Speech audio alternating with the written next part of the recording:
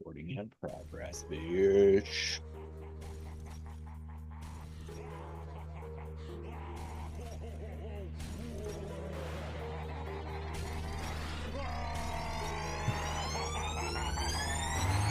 Yeah, we straight chillin', serial killing, pre-cold villains on the mic, got you reeling. Five-star rated from the floor to the ceiling. If you catch a one-star, no time for feelings. Got a demon DJ on the ones and twos. By the name Beelzebub, so don't get confused. So grab a seat by the fire, roast them all over two, and prepare to hear the legend of the straight chillin' crew.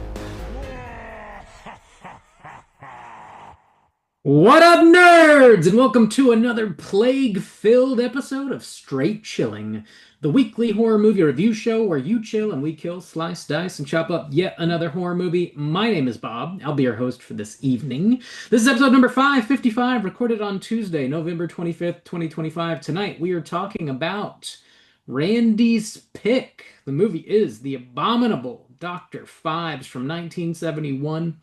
Before I get into it, let me introduce everyone else on the show tonight. First up, speak of the devil, we got Cha-Boy Randy on the show tonight. It's a long bump. Hey, buddy, what's going on? Bringing the funk of 40,000 years with you, no doubt. Oh, you know. All right. That's the plan. Love it. Last but not least, calling in from Seoul, South Korea, we got Cha-Boy Yeisten.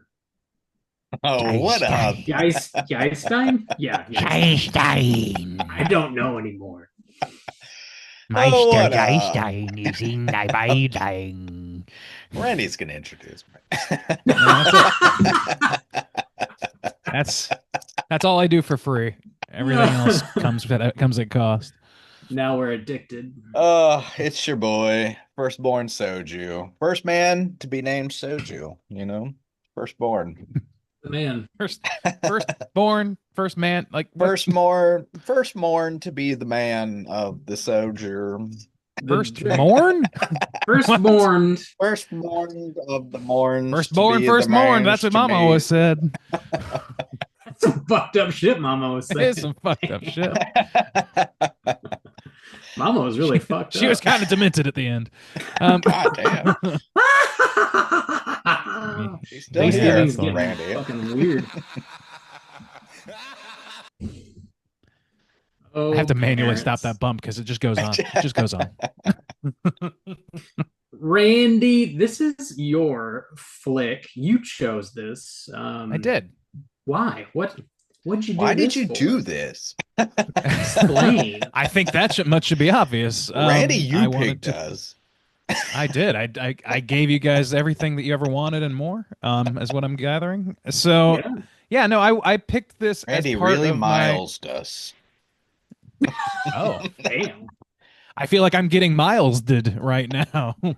It means whatever you want it to mean. I think it's like the word woke. The Abominable Dr. Phibes was on my trio of Vincent Price movies I had not seen that were going to be a part of my pay the price triple feature for Halloween. Of course, that did not come to pass. Soju swept again. So I just like, fuck it. I've had this on my shelf for a while. I've been wanting to see it. I've heard it was, a little kooky even for Vincent's work. So gave it a roll. That's about it. Nice.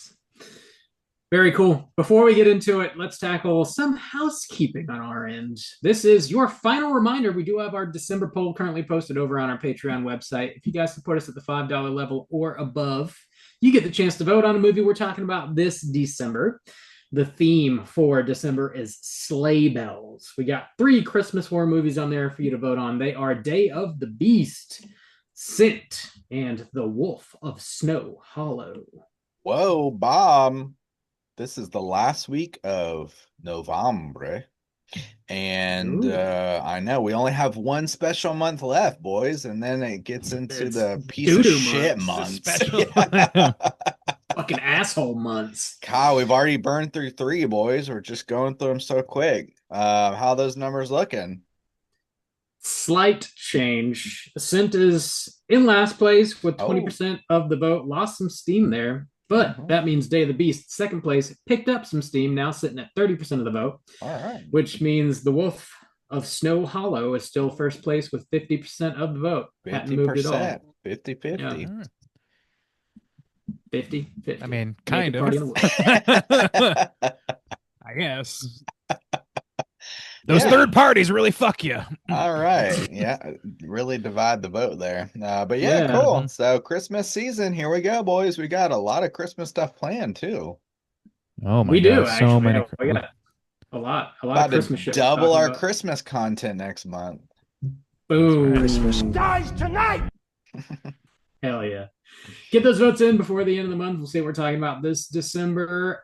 Also on Patreon, we're dropping mini casts every other Friday. Just dropped one recently about the Black Phone 2 this Friday, Black Friday. You got a special little episode dropping in your feed. You got your boy me talking about Shelby Oaks. I got stuckmanized, and you're going to hear about it. Oh, Oh man. man. Let me see. Oh, I heard that film is really good. You did hear that. That's what you heard. No one questions that you've heard that. No, no one. Everybody, Your integrity is you've heard We unimpeachable. it. really respect Chris Stuckman and we really appreciate him as a professional. And we hear his movie is one of the best of the year. So go check it out now. That's My what God, just really Yeinstein slurping it has down heard. tonight. I'm just Damn. putting on my best Chris impersonation, you see. That's what I'm doing. I see. Everyone understood the joke. Ah, yes. So check that out. Dropping on Black Friday. Put it on while you're shopping, in person at stores. Yes. Throw it in your ear holes. In other Patreon news, we have one brand new Patreon supporter. We got to give mad shouts out to this one. Goes out to Sheila B. Big gigantic thank you, Sheila, for signing up on Patreon, showing us some love. We owe you the straight chilling salute. This one goes out to you, Sheila. Oh, God, slap me in the ass. Thanks for the hearty In slap the ass. Thank Appreciate you. Thank you. Hashtag appreciate you. Appreciate you. For Yeah, slapping that's a us throwback. in the ass. Appreciate you. Last but not least, here talking about Patreon news. We're going to be reopening the You Pick the Flick tier on January 1st. Mark your The calendars. new year. The new year. Nothing else going on that day, I don't think. Nope. Everybody is just hungover and eating black eyed peas and cabbage or whatever for good luck.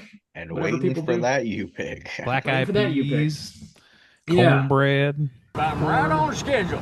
Right Cornbread. on schedule. Ooh, black First of eyed the peas. year, and this is going to be we're switching it up a little bit for the first half of next year. We'll see how it all plays out, but it's going to be 5 You Pick the Flick spots available for the first half of the year.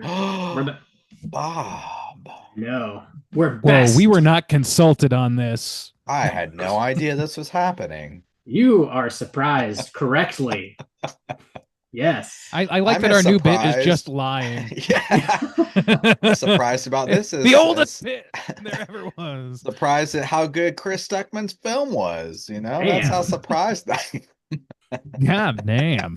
You should really expect different things. Are out of this world. Yeah, they are. So yeah, this is, if you're a new listener to Straight Chilling, this is the only way you can outright pick a movie for us to review on the show. We're going to be reopening that tier over on Patreon the first of the year at an undisclosed time of day. Only 5 spots are going to be available. Check our Patreon, snatch up a spot, and let us know what movie you want us to talk about. There you go. All right. Pick some good ones. There's only 5 Yeah, might as well make them count. as well. That's all I got. You guys have anything you need to plug? Not I. Yeah, so actually this upcoming week I will be covering the Seoul Independent Film Festival. It's my first time going there, and so I will be posting stuff. I'll try to do something every day, just little behind the scenes snaps on our Instagram, but then I'll also have a bonus episode coming out and probably some articles, maybe an interview or two, depending on how things are going. So yeah, keep an eye out for that for coverage of the soul indie scene if you want to know what's up. The soul scene. Woo! indie scene. Ooh. In indie. Let's Indie. see. Cool. Eh. I think our house is clean. All right. His house is clean. All right, let's get into the main event. We're talking about the Abominable Dr. Phibes, and we're kicking it off with the back of the box. What's on the back of the box?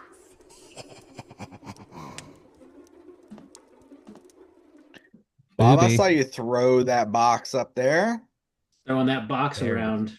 Oh, that's the yeah. price collection. Oh, it's just the Yeah. collection, Bob. Oh, Yeah. you Just the don't have it collection. individually, I see. I don't have the individual. Yeah, this is the Scream Factory Vincent Price Collection #1. They put out 3 of these, and recently they were on sale for like $20 a piece, and there's like 6 movies in each one of these. So Oh. good bang for your buck if you were able to grab them on sale. Yeah, I mean that just averages out to like $3. It's basically like they're paying you to take this off their hands.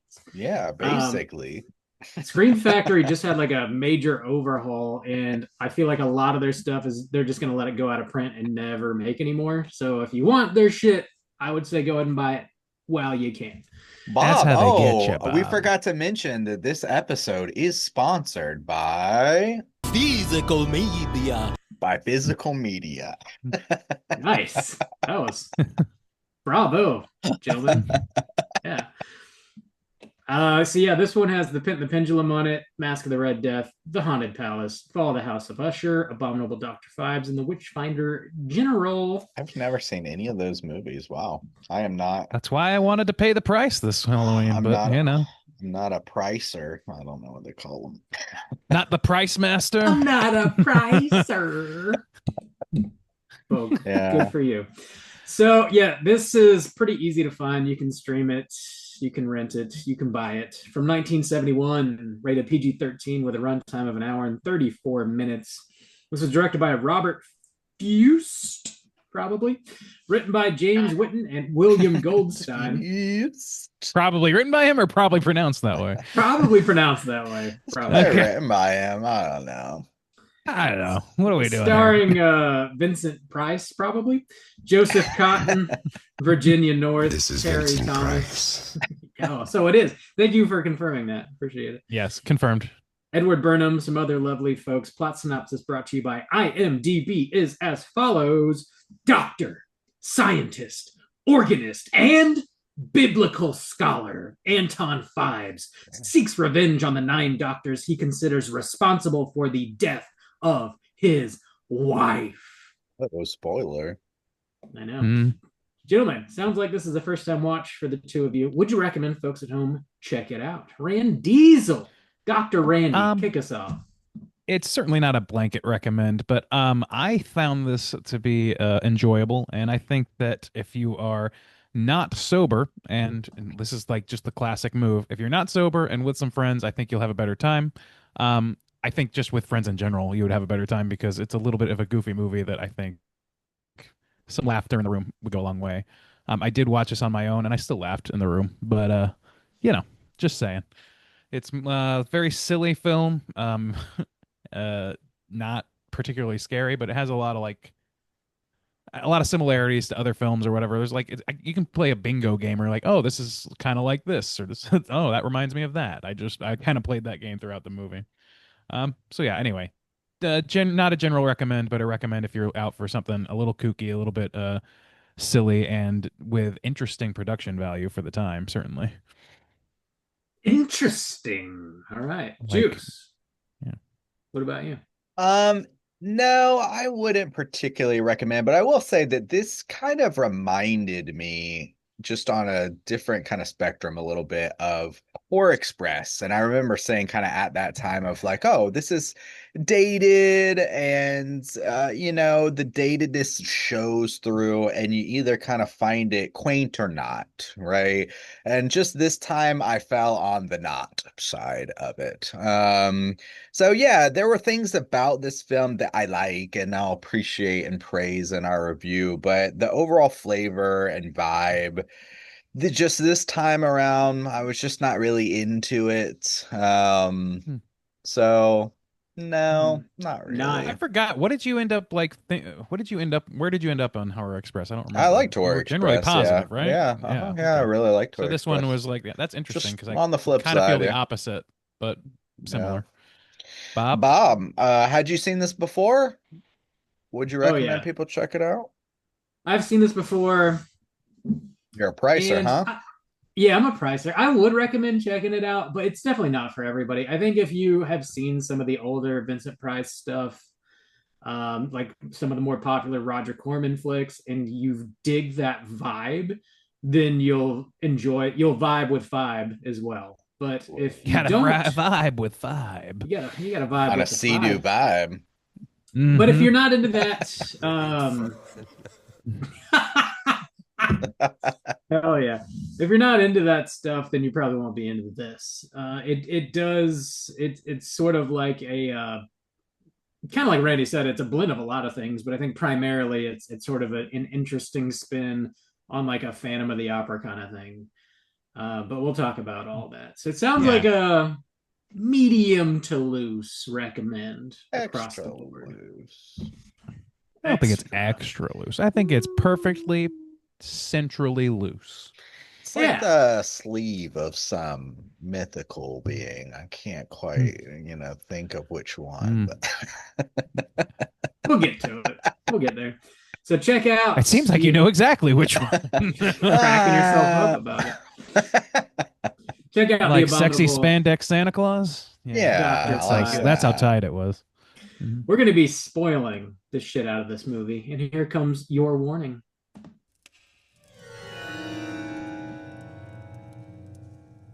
Spoiler warning.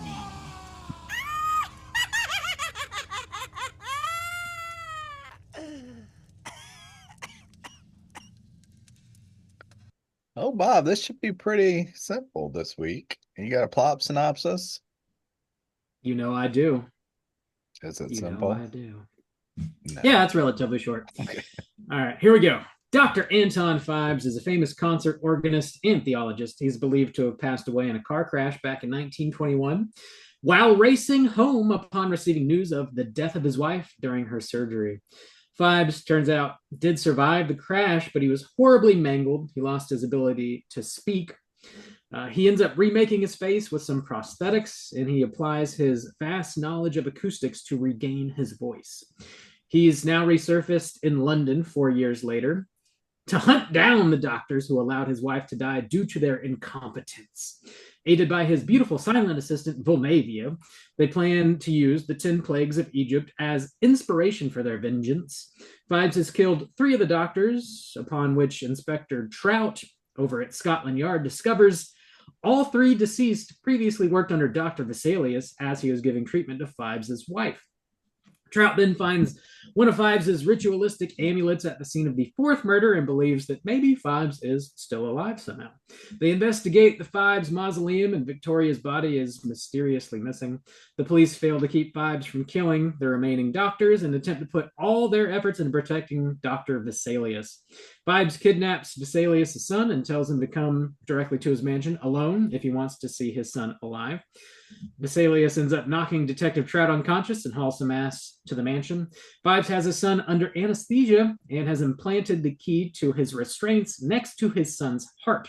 He has 6 minutes to extract the key and free his son, which is the exact same amount that Phibes' wife was on the operating table. If he fails and the 6 minutes pass, acid will drop onto his son, killing him. Vesalius succeeds and frees his son, but Phibes' assistant, startled by the arrival of Trout, walks into the falling acid and she ends up killing herself. Phibes, now finished with his work, goes down to the basement to inter himself with his embalmed wife in a sarcophagus. He begins the embalming process and lays down as the sarcophagus lid is lowered into place. Trout and the police cannot find Phibes, and they recall the final Egyptian curse, darkness, has not been fulfilled yet. Then the lights cut out, leaving them stuck in Phibes' basement. Roll them credits. All right. All right. There we go. Well, boys, could we consider this a little bit of a Jewish horror? Maybe I was thinking I could. Oh, I don't sorry, know it's about a that. stretch, but all Oh, the the 12 amulets. curse, yeah, the 12 Yeah, curses of yeah. Egypt, and he goes Yes, to but they consult a also treat it as rabbi. like an exotic, outlandish thing that's not also part of like the Christian canon. A lot of that stuff, which I found really weird. Like it's like Yeah. It's the plagues are not an exclusively Jewish Yeah. thing. I Yeah. thought that was close strange. enough, you know. Um, It's like We don't Hebrew. get a Oh, I lot think of. they're Hebrew. Oh, interesting. Wow. I What so is this is my that? second time watching this. Something that struck me this time was like how extremely this like really specifically at the end it really felt like a prototypical Saw when it was all I thought Saw broken about and Saw. down. Seven a little bit In seven, yeah. too. Saw 7 and fucking V for Vendetta. Like some Yeah. Yeah. interesting shit going on. Like in terms of I don't want to say that this inspired any of that stuff. I think that is probably overstating things by a wide margin. But it definitely has a lot of commonalities to a lot of similar, like sort of Machiavellian revenge plots. Yeah, I It's mean, pretty fucking spot I was on. pretty surprised about the whole key next to the heart with some acid. I was like, oh, well, damn. Yeah. Yeah, that's a salt Straight trap out right of the Saw there. That is movie. very Saw, right? Like that last bit The was so very Saw. the Blizzard device, like, I mean, he doesn't really give the dude an option to try and get out in any way, but that also reminded me of like a Saw trap, which was kind of cool when Sure. dude gets Well, locked in the that's car. perfectly in line with many of the It Saw really traps is, as we've yeah. discussed. Yeah, A he just lot of wants to murder yeah, people. yeah, some interesting aspects to him. But that was the problem with some of this too, is they say it's like a comedy, or I see comedy labeled a lot, and I guess like the police interactions are more comedic, but the Yeah. character that Price plays isn't treated, I guess, as much with the like humor aspect of it. But several of these kills, like the ice machine, the guy's just he just sits there. And the guy whose blood he takes, he's just like sitting there, letting somebody take his blood. It's kind of dumb. Well, they're not alphas. Clearly, they must be betas. Oh, you Clearly. need some blood, I Oh see. Yes, no, they're don't very take British, my Justin. blood. Justin, you don't understand the British mindset. I think that's Guess clear. not. Um, They're just too darn polite. they're Okay. so polite. They don't want to. They don't want to cause a fuss.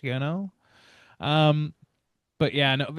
Okay, something that I noticed about this movie that hit me like almost immediately, which was strange, um, and then was validated through a couple of things, is the comedy aspect of this. I also was unaware that really that it was comedy at all, but I've seen it listed that way some places. I'm like, okay, I feel, or I'd heard it described as like kind of funny, and I kind of took that as like, okay, so this is like a horror movie that's like chintzy and silly, but what it kind of knows that it's absurd, and I think that's where like Vincent Price gets his shit. But the vibe that I landed on, the Phibes that I landed on for this movie, Ooh. were largely informed by Willy Wonka and the Chocolate Factory. This movie like just started hitting me. I was like, man, this feels weirdly like a side stepbrother to that fucking movie somehow, and it's because there's a few character actors in this that are shared between those movies, and like the Oh. jokes that are happening or like that dry wit that's happening. I think it's a similar sort of like writing. I don't know, I haven't looked The first 100% into this. half of Willy Wonka is kind of like Yeah, that. specifically Yeah. before like, but also the production value of the Chocolate Factory I think is shared in some of the stuff that Dr. Phibes is doing. So like I That like think it's got, technicolor look of everything. and the way it's shot, like there's some random like handy cam sort of shots, and then there's some interesting things happening in this that for some reason just I immediately clicked in with Willy Wonka on that, and I was like, why does this feel that way? And it's validated in a number of ways, like I just said, but also like some character actors, like the Goldsmith guy. That's the Candyman. Like that's the guy that sings the Yeah, Candyman yeah. song. And Mhm. like there's a few other people in there that are kind of I can't remember who now because I looked it up like 2 days ago. But I thought that was really interesting, and like maybe that's why I was like maybe that's why I was getting more out of the humor, because I was like associating it with that brand of humor where it's like light, silly, stupid wordplay. People be like the cops climbing in and out of the fucking bureau and shit, like out of the walk-in closet and like peeking out, just all this little Yeah. things, like the guy sitting on top of the fucking chest of drawers, and they just When pan up they're and see him. they're unscrewing the one doctor off of the unicorn's horn, like Yes, and like ridiculous. Yeah. whoever that inspector general or whatever is that keeps getting everybody's names wrong, like shit like that. It's Yeah, like yeah. so. It just like it helped me like channel what this movie was putting down, I think, and it helped me like really get in tune with what it's doing. Hey, can That's we it. Yeah, time out real quick? you're sound like Randy, shit, yeah, Randy. I am. Oh, yeah, Yeah. yeah. okay. 1 second. Well, that's weird. Testing, Just gonna have testing. to Still? stop talking. Well, it's just like on and off. It's just like Yeah, it's like consistently. a lag. You kind of start to break up here and there. Do you want me to? Maybe I'll leave and come back. I gotta share my audio again if I do that. That's fine. Yeah, I'll share it with you. Give it a I'll shot. just put a setting on. Okay, I'll be back. Oh man. Doo doo audio.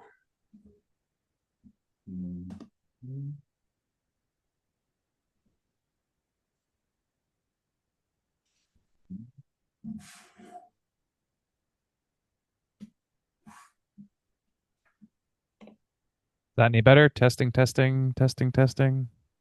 Seems So all right right far, now. Yeah. Okay. All right, let me share my audio and we'll test again, and then we should be good. Test All this. right. Yeah. yeah. Sounds Testing, good. testing. Still sounding okay? Well, you just Yeah. broke up No? there a little bit. Did I? A little Testing, bit. testing. Is it Yeah. breaking up or is it like distortion? Yeah, So, distortion and breaking up sometimes, and then sometimes, yeah, Oh, you'll like it's almost like you're speaking slow, and then it'll speed up again, like the thing is catching up. oh, It's a I've bunch seen of that. different things. Yeah. Shit. Okay. Well, I guess we'll stop me again if it keeps happening, I guess, and I'll turn off Okay. my camera at that Okay. point.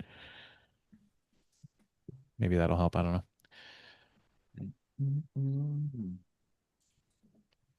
all good. I'll comment on Randy's Willy Wonka observation. Okay. You're good. Ready? Hmm. Yeah, that's interesting because I actually I would say probably the thing I liked the most was the police comedy action of it. So I did Mm-hmm. think that that actually worked well. But it is interesting on the flip side is one of the things that I didn't like, or one of the things that bothered me the most was the kind of look of everything, that Technicolor look, and it looked as opposed to Willy Wonka, which I do kind of see the comparison, but it feels like really sparse and chintzy in aspects. I don't know. There's something it's the color I think it's palette lower budget. too. Yeah, lower budget. And I just hated, I don't, it was really bothering me about the music aspect of it and all the colors, like the pinks and the greens. I don't know. I just didn't like it. It was very ugly to me. And Really? yeah, and those them playing the music, and I don't know, it all just felt too chintzy. Like I just wasn't in the mood for the chintzy level that it was bringing. Like it was actually bothering me. I was like, That's sad yeah, because I I like that bit know, about it. yeah, Yeah, the yeah, set design, specifically his layer, I really Mhm. love that whole Yeah, me set too. piece. The organ, I mean, the movie opens up with him playing this like crazy organ solo, and then walking down this like sort of staircase where on either Clockwork side, band. yeah, he's got like the Chuck E. Cheese like wind up Yeah, the band, Rockafire explosion. yeah, that he cues up to play, and then his like assistant walks in and like they dance while the band is it's like It's so like big and absurd in a way that feels like very 70s to me, but I like in aesthetic totally and also just like overall style. I really like all of that stuff. me too. It, generally speaking, I like how Vincent Price plays this character too, and like how it is a spin on the Phantom of the Opera, and you see him sort of applying these different pieces to his face, and then you get that Hmm. awesome reveal towards the end, and how he's lost his voice, and he's got this like voice box thing that he presses up against his throat. and he has to Hmm. like really strain to speak, and it It's his sounds like the it acoustics and hurts. sound waves that he understands. It's Yeah. That was cool that he had the thing that came out of Mhm. his neck and he could plug it into the socket in some of his rooms and it had the Yeah. speaker. It reminded me of that Japanese movie New Religion that New I love so religion. Yeah.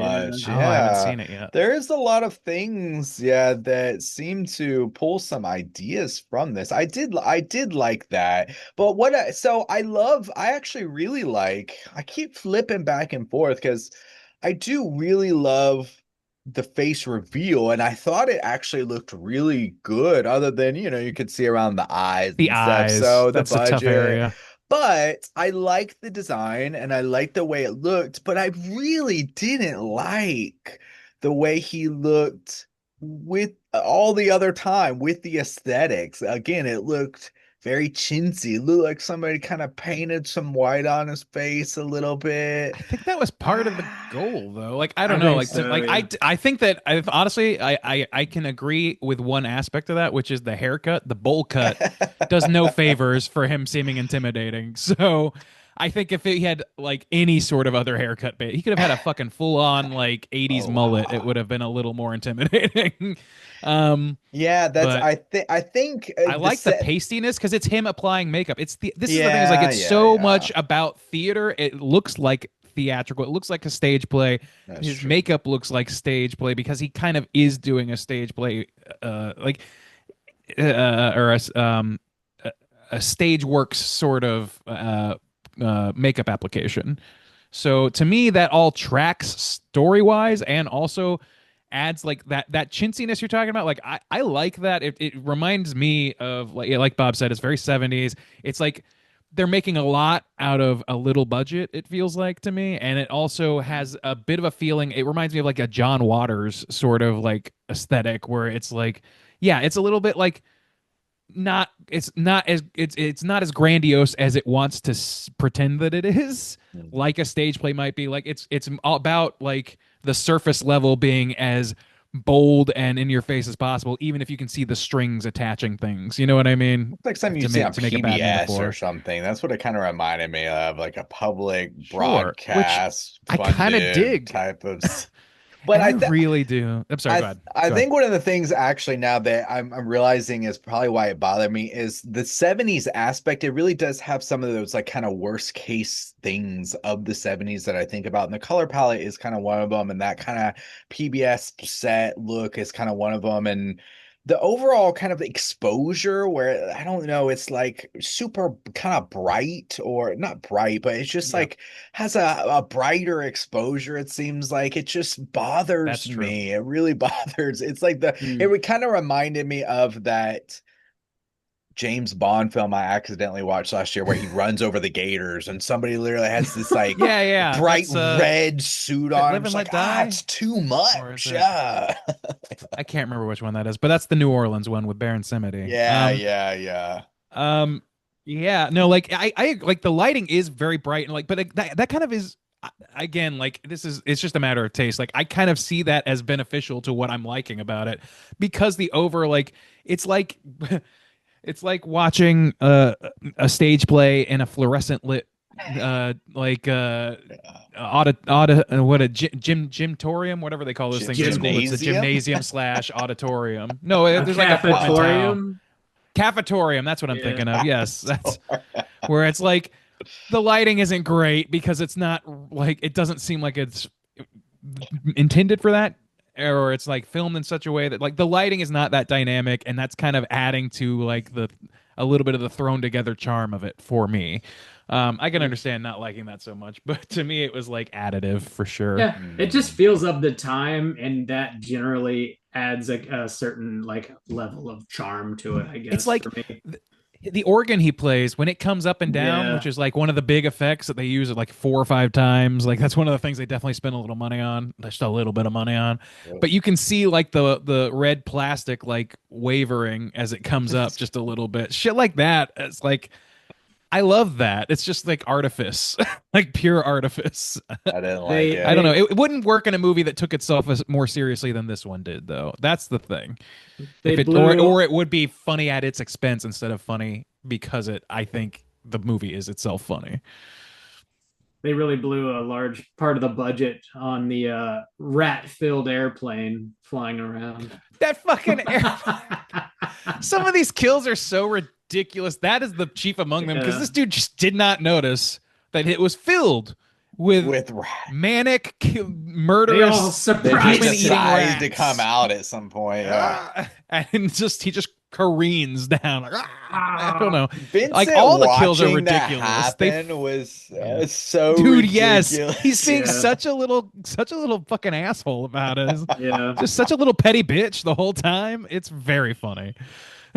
I love his performance in this, like you said, Bob. But like, I did miss because of the way this character is written. He is like silent for so much of this movie, It's and like he's the not first like 30 minutes he doesn't say a more word. than that maybe. And yeah, and so like I did miss on that. That was kind of a ding for a good portion of the movie, and I was like, is he just never gonna speak? It's just gonna be in narration only. And it kind of was, but towards the end he started speaking with his thing, and I really liked the way you could tell he was actually saying the words without opening his mouth. I don't know if you noticed that, like the lines he was delivering lines, you could see that his mouth the interior of his mouth was moving in such a way that he was actually saying whatever lines were being read. He was matching the lines even when he wasn't opening his mouth. And I gotcha. it's a little thing, but I really like Yeah. that because it's a small thing of professionalism in a movie that doesn't always prioritize hyper professionalism. He is such, is like a stage trained actor, and he was known to be hella professional on set. And the director, I think, was kind of annoyed that he had to read his lines as they were shooting the movie, because obviously they had to like ADR all of his super processed vocals and stuff like that, and he couldn't open his mouth. But I read like some quote from Vincent Price, or he was having some conversation with the director who was complaining about having to read his lines. And he's like, well, I still know them. I know every line. Like, he would not just memorize his lines, he would memorize everybody's lines in the scene. Because that's act, man. How professional. That's a professional, baby. Yeah. That was a weird show. That's what I was saying. It was kind of like that movie where they casted Nick Cage to not speak. And I was like, are they really? Willy's Wonderland. Are we really going to have this whole movie starring Vincent Price where he's not speaking? But it's actually like a similar case. I don't like that movie at all, but I give credence to Nick Cage. It's very bad, but he is still putting as much effort into it as he does any other movie, and that's the feeling I get with Vincent here. Like, it's a silly fucking concept. He's fucking slurp soup through the back of his goddamn neck. It is very fucking silly, but he plays it like as straight as possible, and that's what sells it as being funny to me. Is that even when the other characters are being like Mr. British comedian doing little like vaudevillian sort of like bits here and there in the middle of like what's supposed to be a serious investigation, he is taking things deadly fucking serious, and he's delivering, but his character is the most absurd in his very nature, so it comes off as funny. I think all of that really worked together for me. They counterbalanced each other. Dude, when he starts boiling that huge pot of Brussels sprouts down, I was like, what the fuck is he doing? And he's like picking ones and tossing them aside. He's such a little bitch about things. You gotta make the poison Brussels sprout goop like nice for the people you're murdering. You don't want to have the brown Brussels in there. Some of these kills some of them were cool. I like the frog mask. I like the design of that. I thought that was really fucking cool, actually. How fucking Saw is that too? Like, the mask crushes his face slowly. Like, but also it reminded me of Eyes Wide Shut too. Yeah, with the mask party and the group of elites and stuff. And everybody just watching this dude get crushed by a frog mask. But oh dear. But how dreadful. Oh dear, there's a fly in my Chardonnay. Call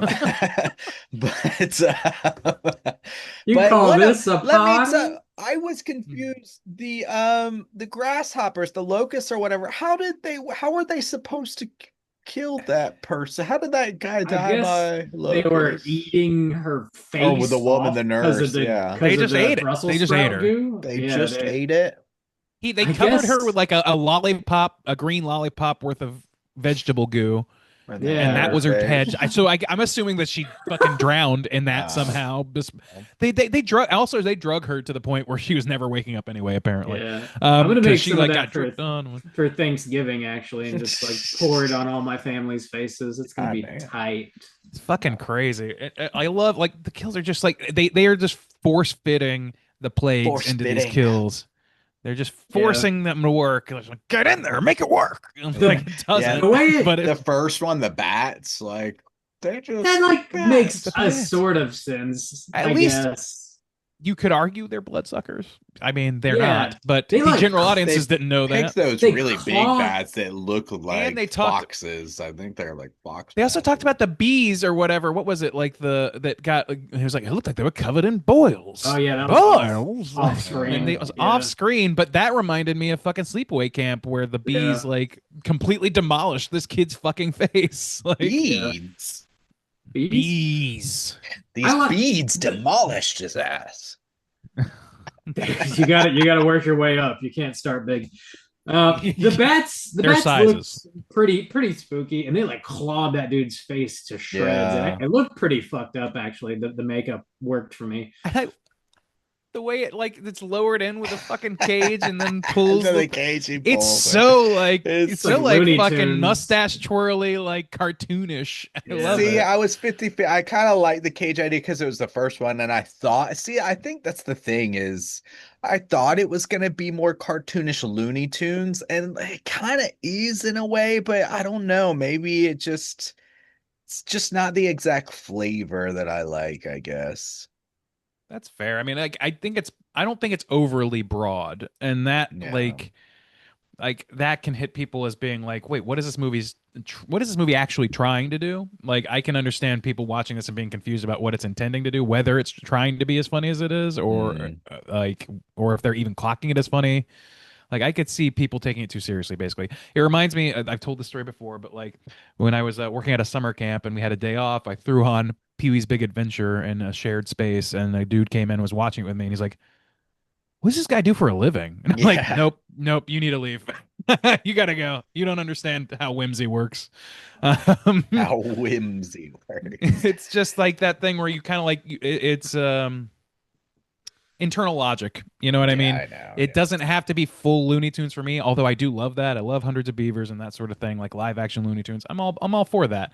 But I also like Willy Wonka humor. Like that's all. Like it's just a different wavelength. Yeah. I was surprised that he couldn't get over his dead wife because he's got that, sexy assistant. Volnavia, the woman whose very name is evocative of genitalia. Which genitalia are you talking Vulva about? and navel, like The mashed navel, together. that navel genitalia. Yes. Oh man. Her yeah, walking no, into the what was going acid on with was her? so stupid. Yeah. It was very stupid. It was. But also, It's like, her easy very to role was avoid. very stupid. If they just needed somebody that was an extra set of hands to be a red shirt, I guess, as like from a writing perspective. That felt like James Because- Bond-esque. Like it really Yeah. does feel like this Women as hodgepodge set of kind of dressing. thing. Yeah, just the sexy, silent assistant that's very I really- fashionable, and it's like, oh, I really thought she was going to be revealed to be essentially a fembot, like another I thought that automaton. too. I thought that But too. they never Or did. I thought it was going to be some kind of reincarnation of his wife, or so. Like I thought it was going to be some spin on dead or robot. What was she going to do or if she something. I hadn't don't died? know. Like, Yeah. if she hadn't died, she would have just been like, all right, see you, doctor, and then Yeah. gone to fucking the bar or what? Like, Later. Go find another psycho to Go have- aid in his murderous go have a- rage. Chicago luncheon. I Yeah. did like the little bed at the end. That was pretty cool. Yeah. That Yeah, ending, and they never found him. Where did he go? Well, it was yeah. that was very Seven. He was the final step. Yeah, he was the that's final that's kill. what made me think Yeah. of Seven too. Yeah, I'm assuming the cops get locked in there with him too. No, I mean, they they go don't out. No. because they just come down. No, they come down into the room, and the tomb sealed on top of It's the the bed, tomb that's sealed. and it looks like the Yeah, floor. yeah. So no, the cops aren't sealed in there with them. Oh, when the lights they're went just- out and they were still in there, I just was like, oh, maybe they got trapped in there. But if it showed them walking out, I that would be missed very it. Saw. If That this would movie be ended very with Saw. da da dun da da dun da da Dude, da we're da da. doing this straight chilling cut. The Oh, the straight chilling Dr. Phibes. turns out Volnavia is actually still alive, and she slams the door shut on their asses. She's the next Game one. over. She's gonna continue Yeah, on the. Oh yeah. yeah. Her first words are game. But we got to have over. Phibes back. He's got to rise again, right? Oh, he's definitely coming back, baby. Yeah, so we gotta have a Don't you worry. prequel. But he's got to And wear then- backwards ball cap, so you know it's a prequel. In the 10th one, he's gonna be A like the hero. savior of the world, though. Oh, yeah. Oh, it's gonna turn out Dr. really Phibes. great. And he's It's, somehow going to actually be really Phibes cool. back. even younger than he ever was, even though it's 20 years after the release. Oh, Yeah. oh Yeah, man, we're gonna make a lot of money. yeah. We're going to make a lot of money. Phibes X. People are stupid, so we're definitely going to make a lot of money. People are stupid. The funk of 40,000 years. What man. else? Is there any kill where Missy said the first one was the bats? They mentioned the bees off camera.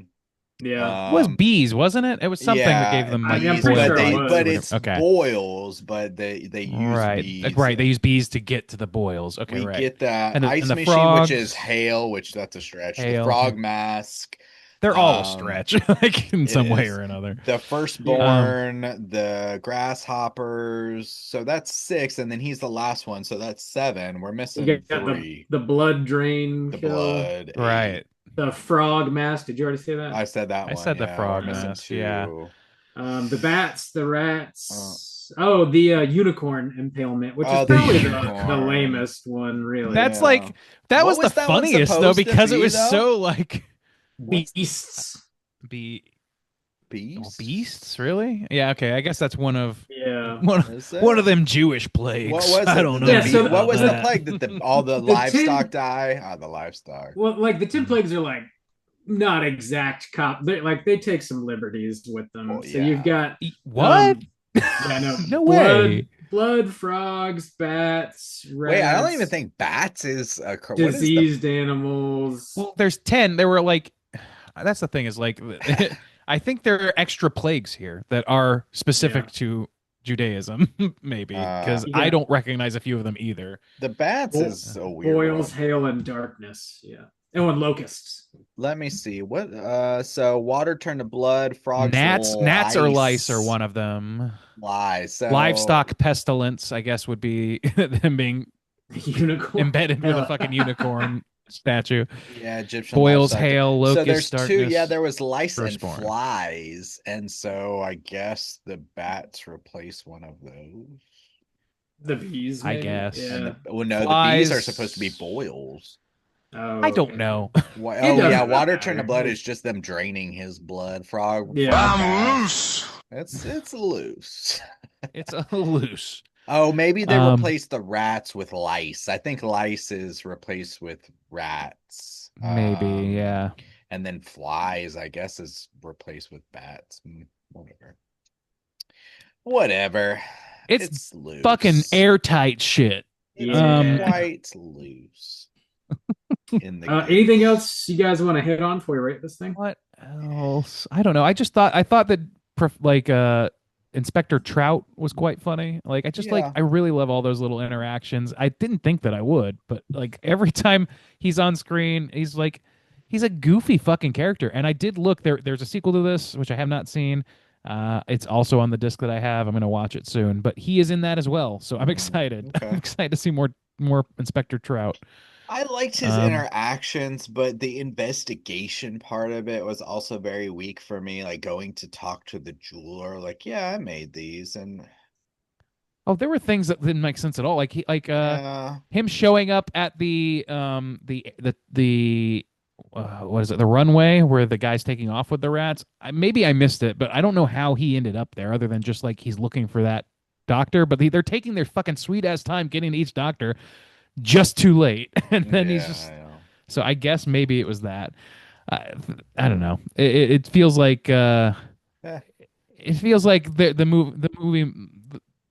It just does what it needs to do to get to the next scene, and sometimes it just doesn't do what it needs to do to get to the next scene. It just goes. Yeah, we can land that Randy. plane there, Bob.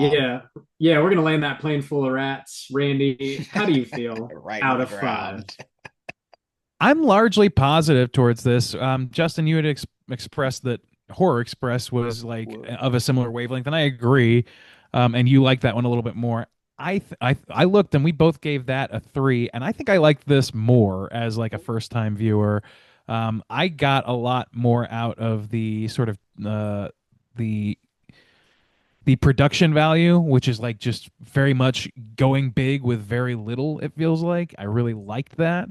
I liked the it feels like people actually made this, they cared making it, but they were imperfect people while doing that. And I totally relate to that feeling, I guess. Um, Like this I don't know. podcast. We're just What's that? normal men.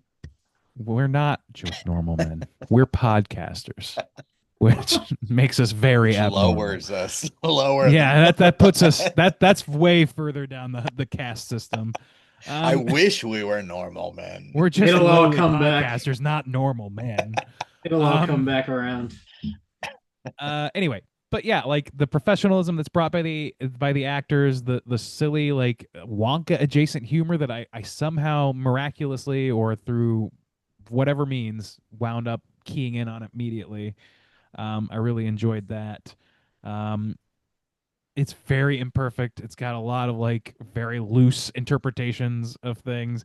It talks about how like meticulous this character is, but then like some of the rationalizations just aren't there. I don't know. It's far from bulletproof. It's definitely schlock, but it's the kind of schlock that I can get behind. It's high concept, high effort, low budget, and I appreciate all three of those things together. Especially, those are three good cards to play together for me. So when I compare it to something like Horror Express, which was I think trying to be scarier and like trying to be more of a straight horror, I give it credit for that. But to me, it's not. It doesn't hit the funny bone the same. It doesn't hit like the knowing self-effacing wink at the camera where it's like, okay, this is a little silly. We're just gonna go with it, sort of feeling. um, yeah, I don't know. I really like this movie. I gave that a 3, so I'm going to just bump it up a half point, give it a 3.5. It's probably an oversell in the long run, but I did enjoy myself, so I'm gonna sit with it and enjoy that. 3.5. Sit with those rats, Randy. 3.5. Juice, how do you feel? Um, Not as good.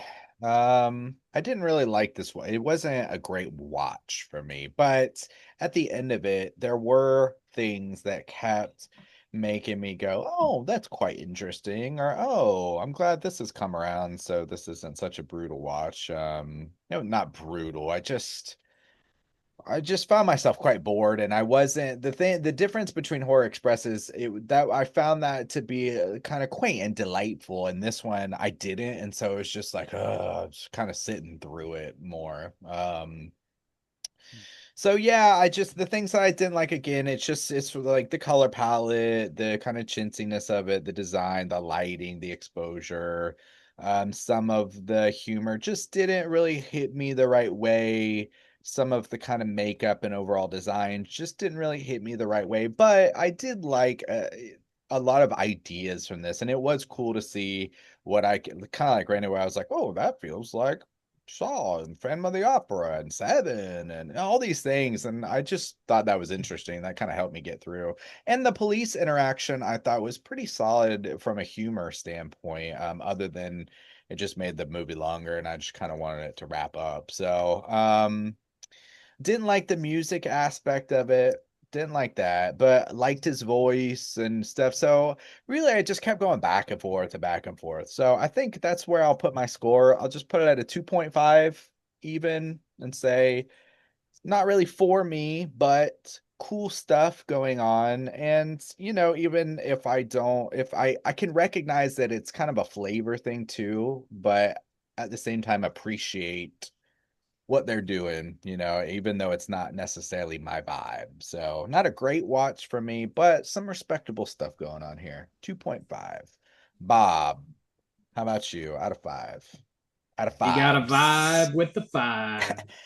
Out of fives, Bob. What you giving this? Fives. I dig this somewhere in between the two of y'all. I think I'm really primarily showing up to this for Vincent Price's performance. I think he does a really great job playing this character. it's just a really intriguing character to me as well. The way they sort of like have his face, um, destroyed in a car accident, and you get that sweet reveal at the end. The way that they play with his voice, which he's so known for his voice, and it is intriguing, and also like kind of a bummer that you don't get more of that, because like that's sort of like Vincent Price's greatest asset is his voice, and they really make you wait. It's like a full 32 minutes before he says anything. And if you've They seen him in other movies, really you're like, make you're you. kind of They really like, put you on edge, wouldn't you say, yeah, Bob? they fucking edge you out. You're like, man, Oh, I want to Randy hear, special.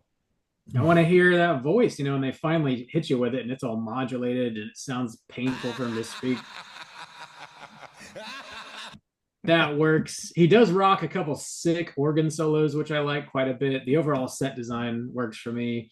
The kills mostly are interesting. There's a couple that are kind of lame, but I think most of them work. I really dig the contraptions that he builds, like the frog mask and the snow machine thing that he installs in the car. I think are both pretty Oh, great. Mr. Freeze ass motherfucker. By the Yeah, way. dude, no shit.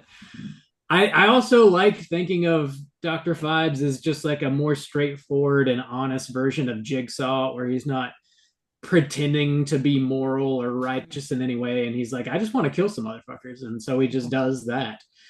Um, all that works pretty well. The comedy is really what does not work for me in this. Vincent Price is like so dead serious, and like I kind of wish the cops took it a little more seriously as well. They're like a little too Keystone copy. Just they stand out and like as like a negative for me, that like they are in the wrong movie or something. Wow. Get the Yeah, fuck out. I don't love that. I can totally get behind some of Vincent Price's goofier films though, like House on Haunted Hill or The Tingler, things like that. But like where it's across the board sort of outrageous, and like it's this is sort of a strange mixed bag that tonally I don't necessarily love. Like when they're unscrewing that dude from the unicorn's horn, and they're like, oh, I think he's a left-handed thread, and they're like, you see the whole body rotate. I was like, this is ridiculously goofy. I don't know, they kind of lost me on that gag. Oh man. But at the same It's so time, interesting that we've got like the full spectrum of opinion. Yeah, we each Yeah. hate something about it though. at the same time, like the boiled like Brussels sprout goo, like Death by Brussels sprouts, like it's weird, but like whatever. I can kind of buy into it. I don't know, like you love it's- that, didn't you, Bob? I fucking love Death by Brussels sprouts. Sign me up. If you got to go out, that's a pretty good way. I want Yabos Is myself, it? but Brussels sprouts for you, that's fine. I want to boil down a vat full of Death Yabos. by Brussels sprout. I want death by don't put that in snoo my snoo obituary myself, if I but- go that way. Leave the Brussels sprouts out of the obituary, please. Oh no, locusts are drawn to Yabos, and I'm just covered in Yabos. Oh god. I'm just covered Covered in. in- Oh, they're sprouting everywhere. Oh god. I love Yeah, how we so all imagine that differently. Randy thinks they're coming out of his own body. I imagine a bunch of severed Yabos drowning me. I just drowning in women was what I thought. Oh, And then, well, then that's the best. the locusts, on top of that. Rob, sexist much? Around Andy Cronenberg much? So, I yeah, imagine some weird Cronenberg world. yeah. This mostly That's works for normal. me, but I think it's somewhere in the middle of the pack of Vincent Price's movies that I've seen, anyways. So I'm going to give this a 3 flat, and that is indeed going to make our aggregate a 3 flat. All Okay. right. We are balance out, reasonable. boys. Yeah, we're somewhat vibing with We're the all five. very different, unique people with unique perspectives, but when we come together, we all just kind of even out, Yes, we are a true cross section of humanity. Us three I feel white like we middle-aged cover it, yeah. Americans. I've got the woman's perspective over here, all Oh, you women. got it in a jar on your shelf. Yeah, I've got it. Got it covered. locusts are coming for it. And you boys can handle the rest. Okay. Everything And we handled else. And I got, the Korean perspective too, of course. I got Korean. Oh yeah. Hey Randy, why don't we take this opportunity to jump over to our Rotten Tomatoes segment? You got it. Certified fresh to death. All right, ladies and gentlemen, this is the Rotten Tomatoes segment in which I'm going to have these gentlemen guess, within the best of their abilities, what the aggregate positive score is on RottenTomatoes.com for the Abominable Dr. Phibes.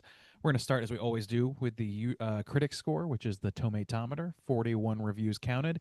And then we're going to move over to the poopometer, which is the users, 5,000 plus ratings. So, yes, the tomatometer, like I said, 41 reviews. I'm going to start with Juice. We'll start with you today. What percentage of those 41 reviews would you wager are positive? Not a high number there. This is tricky, honestly, because I feel like a lot of people respect Price a lot, and I assume all the reviews are going to be coming out after the fact. And there's not a lot of reviews. I think I'm just going to take the comedy number 69, really. That's what I got to go with. 69. Disgusting. All right, Bob. What about you? Disgusting. Damn. What a prude. Disgusting. Yeah, that's in probably about the ballpark I would be sitting. This is a weird ass movie though. So maybe I'll take the under. I Under guess. the dudes, huh? Going under the Yeah. dudes, Bob. I'll take a Ooh. 65, please. Oh yeah, that's definitely under the 65. dudes. Mm. Man, what an interesting choice. Neither of you are on the money here. Let me trying to stall while I do bad math. Bob, I think Yeah, you okay. got So this one. one of you, just one of you, is 19 percentage points away from the correct answer, which is 88% certified Oh, fresh. Damn. Damn. Bob, I thought you were walking with that one. We're lowballing the shit out of this. Wow. Mhm. Okay, so You then did. my assumption was right. I would just underestimated it. Damn. Yep. I'm going to go ahead and read the critics' consensus. This is what that says. The Abominable Dr. Phibes juggles horror and humor, but under the picture's campy facade, there's genuine pathos brought poignantly to life through Price's performance.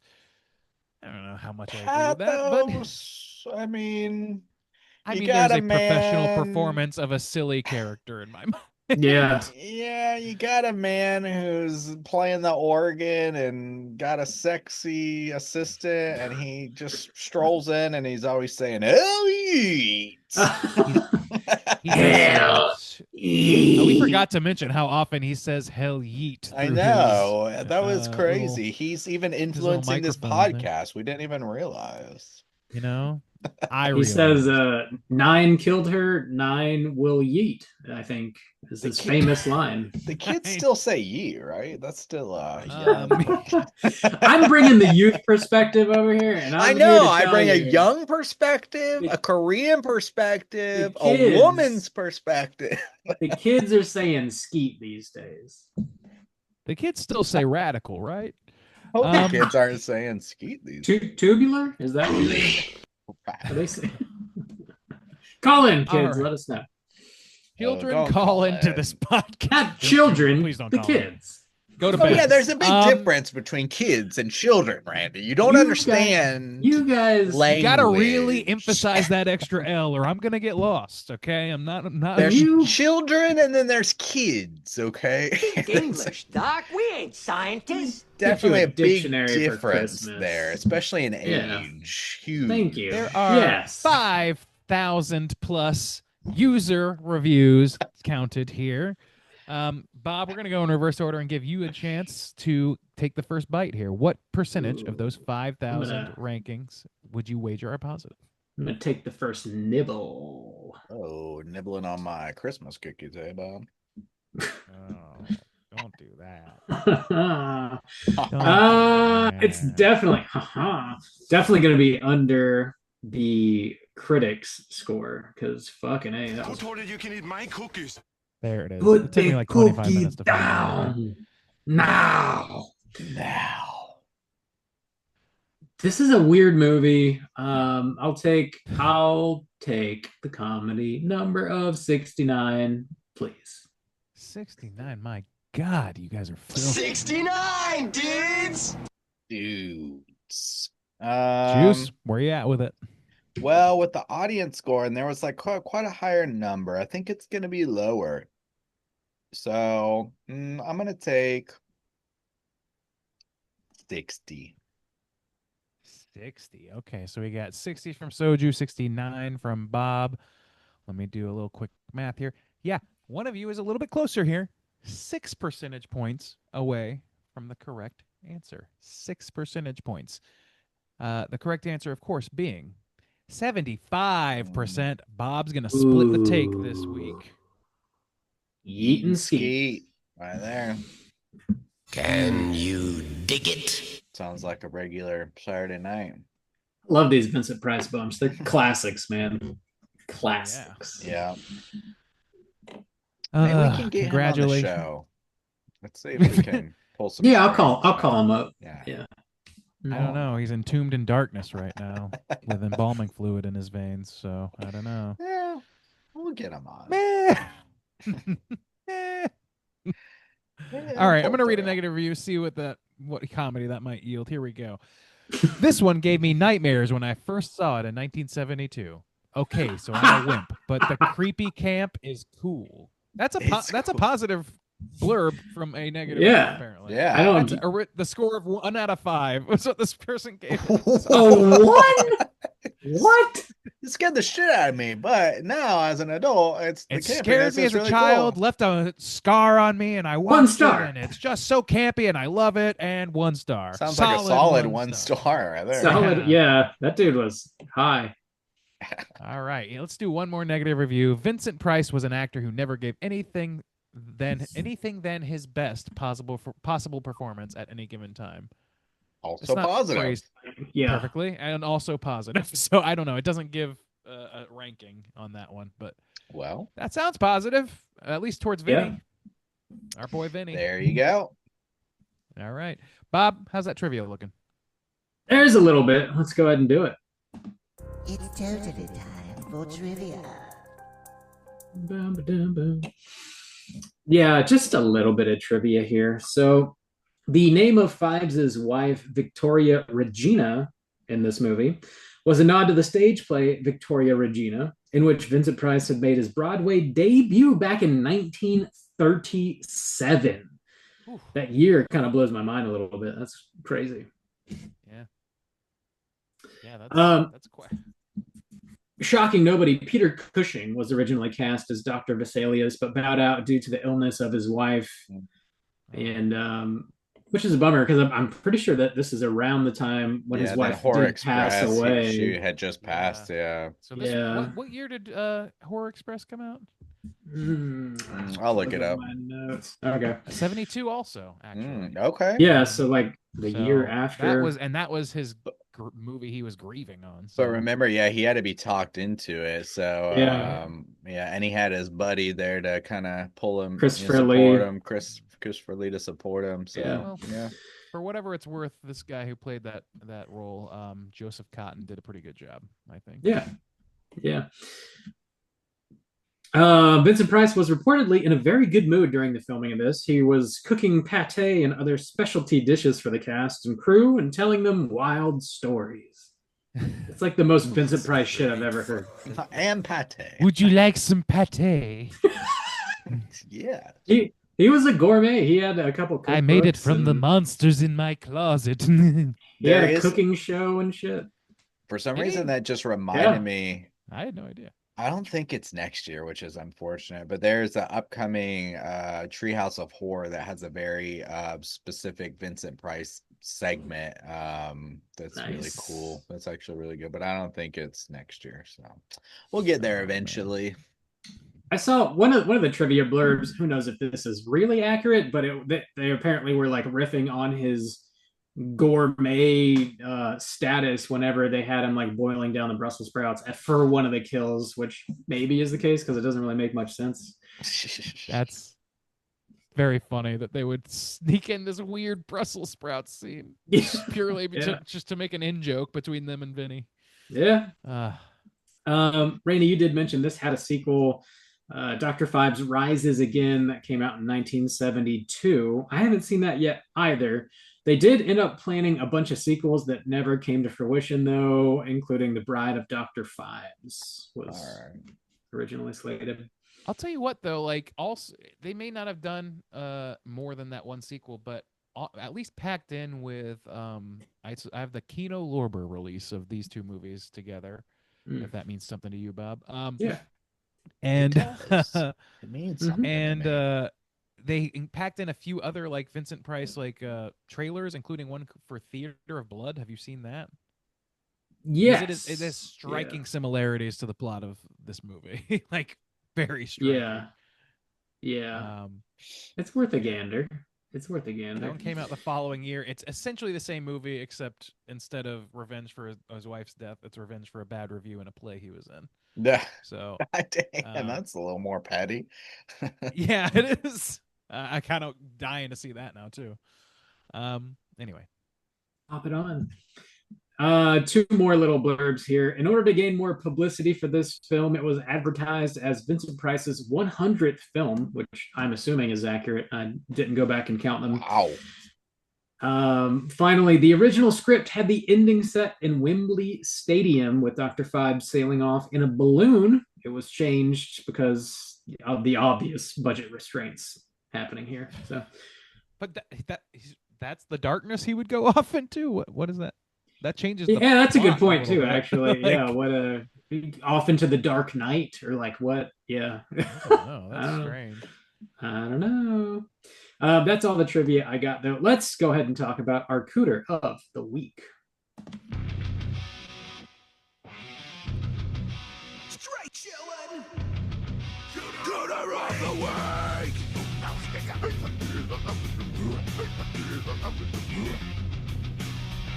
Juice, what is a cooter and why do we hump them? Whoa. Clear scared today. And a straight chilling. We're exclusive. Cooter has to hit 3 of these 5 points to be considered a cooter. We want the cooter with the most points. The 5 points of cooterdom are sexual deviance, manipulation, smug arrogance, overall looking attire, and overall patheticness. Boys, I don't think we got a lot of Getting some candidates this vibes. week. Yeah, I think we got to go Phibes out the gate. Yeah. Yeah. My boy I mean, Phibes, Cooter Phibes. our boy can't. Manipulation, Manipulation is like that's like his whole deal. number one. He's a Machiavelli type Yeah.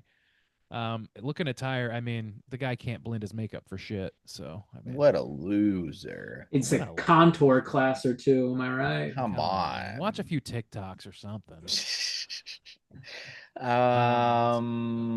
Sexual deviancy. What's he doing with that corpse down there in that bed? What's he doing with his concubine, his wordless concubine, who just Whoa. They share a Right. dance, but I don't get the vibes. I don't- Slaps and that's her the thing is, like- fanny a little bit, but nothing wrong with It's that. just give, It was the just 70s. give me a little tap on the fanny. It's part of the I don't know. dance. I don't understand what I don't understand that character more than anything else that you can not understand about this movie. It's the character. She's Volnavia or whatever. attractive, Randy. Oh,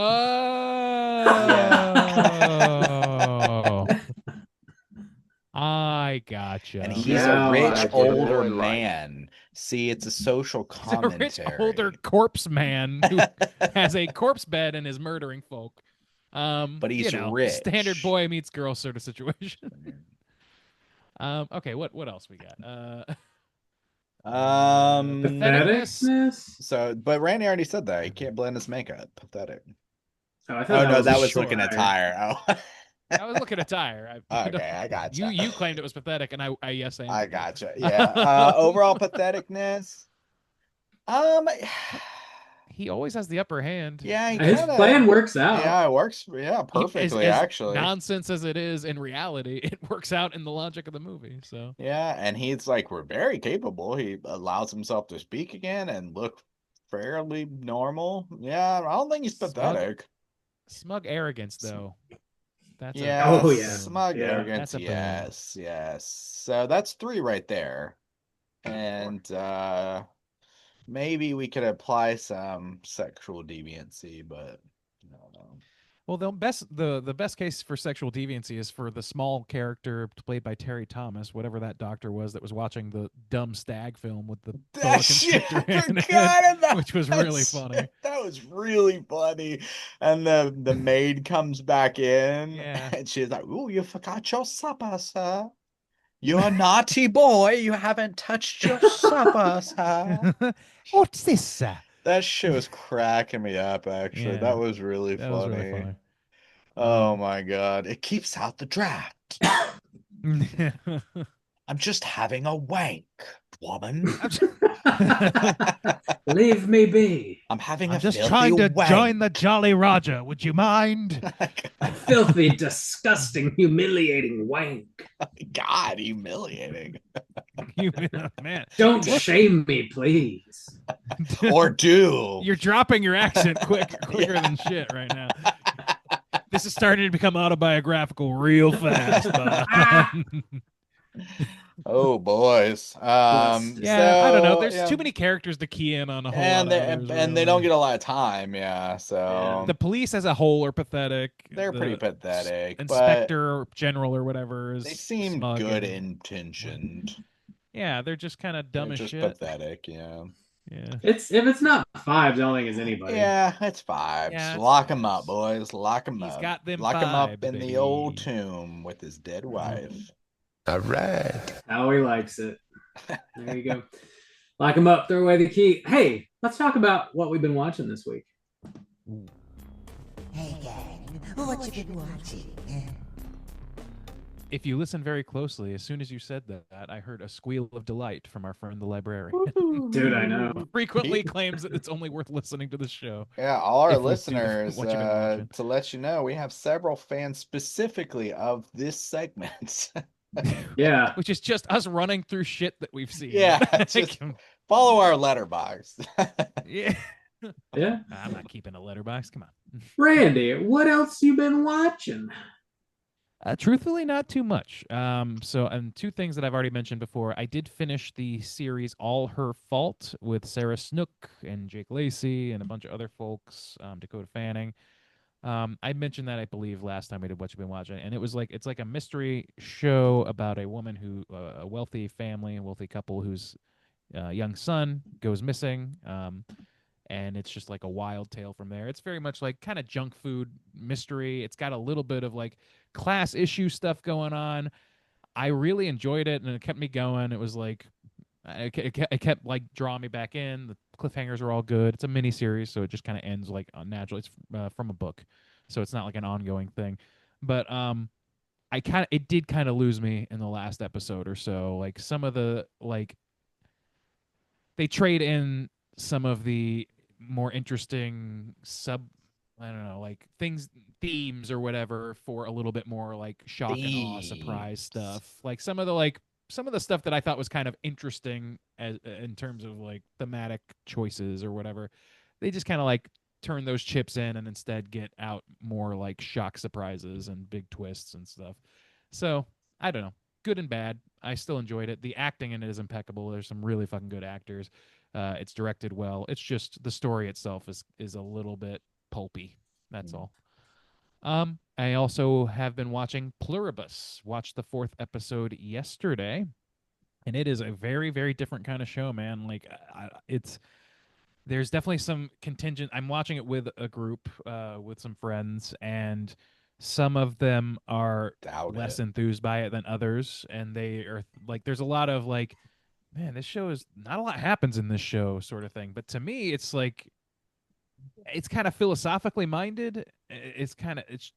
It's more about like thinking about this situation and how it So they just applies. don't get it. is So what they're you're dumb, saying. is what you're saying. No, yeah, I'm calling all of my friends dumb, and that Your includes you two assholes. friends. But At no, least we're real. They're not uh, thinkers like me. you can't prove that.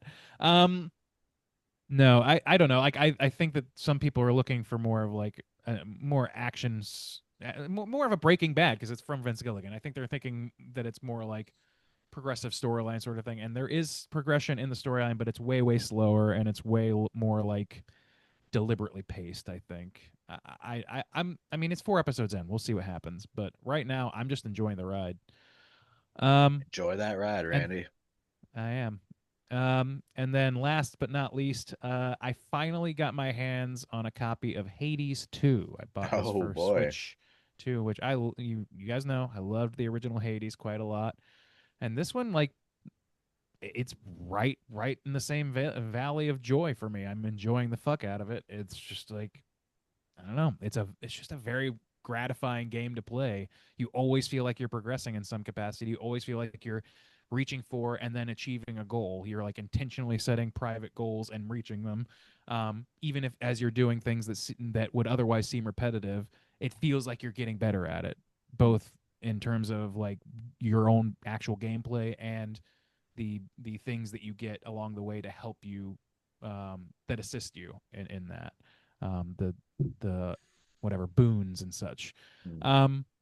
I really like this game, and I really like the voice acting is incredible. The branching storylines or whatever is it not even really branching storylines, just the depth of individual interactions and relationships and stuff that you can flesh out.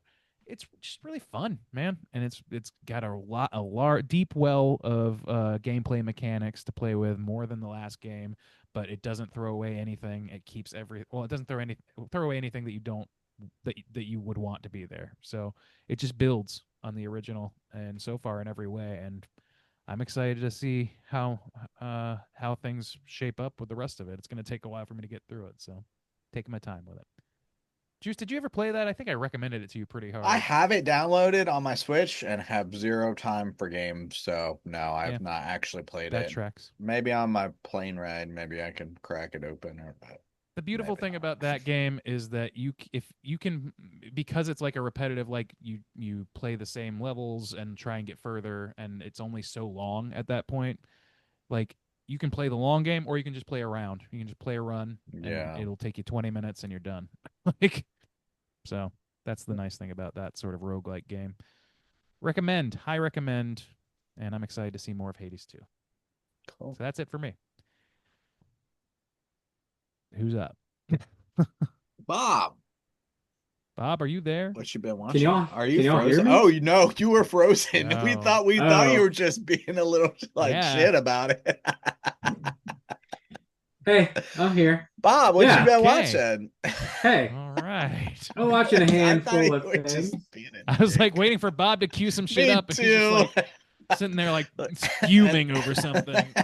I did. I'm gonna leave all that in. It's that's hilarious. so Oh, funny. oh. Watched a few So things. golden. It's gold, baby. Rewatched the Darjeeling Limited, which is a Wes Oh, Anderson joint from like 20 years ago now, which is oh, crazy. I hadn't seen it in quite a while and was in kind of a Wes Anderson mood, and it really held up for me. I thought it's a great Wes Anderson flick. If you're into his kind of thing, I think you'll definitely get a kick out of it. Check it out. Recommend. Rewatch Catch Me If You Can because it's a ooh, loose, sneaky Christmas movie, and we're kind of easing into the Christmas season. whoa, sneaky Christmas.